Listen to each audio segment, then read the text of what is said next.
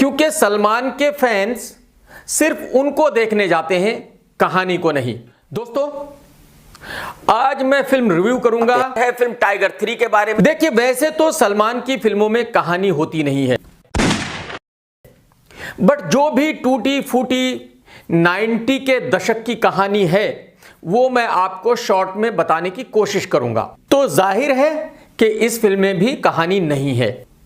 अब उनको याद आता है कि वो पुलिस ऑफिसर कैसे बने थे। तो सलमान साहब एक पुलिस के बड़े ऑफिसर हैं जो दबंग 2 में थे। साई मंजरेकर का रिश्ता आता है अरबाज खान के लिए। तो कहानी शुरू होती है कि अरबाज और सलमान दोनों 25-26 साल की एज के हैं और फिर दोनों की लव स्टोरी शुरू हो जाती, बट वो उनको पसंद नहीं आती। सलमान खान उनके लिए हाँ कर देते हैं। भाई, ये सलमान की फिल्म है, इसमें कुछ भी हो सकती है। अब आप कहेंगे कि 55 साल की एज में सलमान 25 साल के लवर बॉय का रोल कैसे कर सकते हैं। अब इसी बीच विलन सुदीप साई को कहीं देख लेता है और उनको प्यार हो जाता है। बट 21 साल की साई तो अपने पिता की एज सलमान खान से प्यार करती है। वो एज में सलमान से भी थोड़े बड़े ही लगते हैं और इंटरवल हो जाता है। तो जाहिर सी बात है विलन नाराज हो जाता है और विलन साई को उसकी पूरी फैमिली के साथ मार देता है। इंटरवल के बाद फिल्म शुरू होती है कि यह बात सलमान अपनी वाइफ सोनाक्षी को बता रहा है। 54 साल के सलमान को 25 साल के लौंडे के रोल में देख सकते हैं, तो फिर फर्स्ट हाफ आपको पसंद भी आ सकता है। जबकि सोनाक्षी साई के साथ ही रहती थी तो उसको ऑटोमेटिकली पता होना चाहिए था, जो पिछले 2 दबंग में उन्होंने बताई नहीं थी। तो अब सेकंड हाफ में वही सारे सीन यूज किए गए हैं जो अक्सर ऐसी फिल्मों में होते हैं जिसमें हीरो पुलिस वाला हो।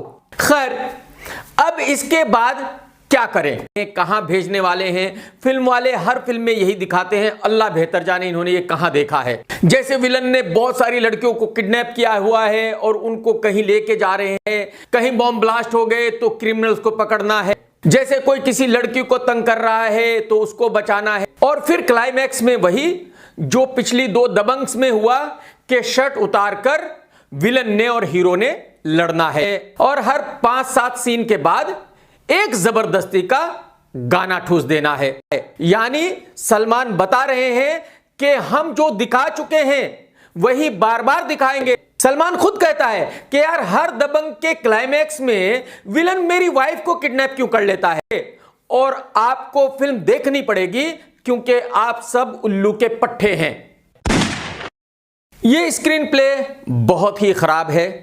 इस स्क्रीन प्ले में वही सारे सीन हैं जो 90 की दशक की फिल्मों में होते थे, जो ऑडियंस को 5 मिनट भी होल्ड करके नहीं रख सकता।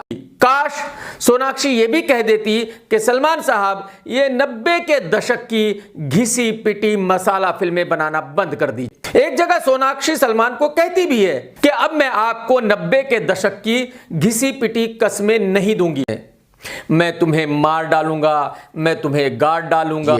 डायलॉग्स बहुत ही खराब हैं, वही पुराने 90s और 80s के घिसे पिटे डायलॉग्स हैं। और कुछ सलमान की फेवरेट लाइंस, पा देंगे कहां से, मूतेंगे कहां से, तुम चुलबुल नहीं करू पांडे हो। फिल्म में गानों की भरमार है और सारे गाने बेहतरीन जबरदस्त हैं। ऐसे डायलॉग्स यूज करने पे मैं सिर्फ आथू यही कर सकता हूं। बट अफसोस यह है कि आज के जमाने में इस तरह के पुराने गाने नहीं चलते हैं। अगर यह फिल्म 90s में रिलीज होती तो ये सारे गाने सुपरहिट हो जाते, वो खूब तालियां और सीटियां बजाएंगे।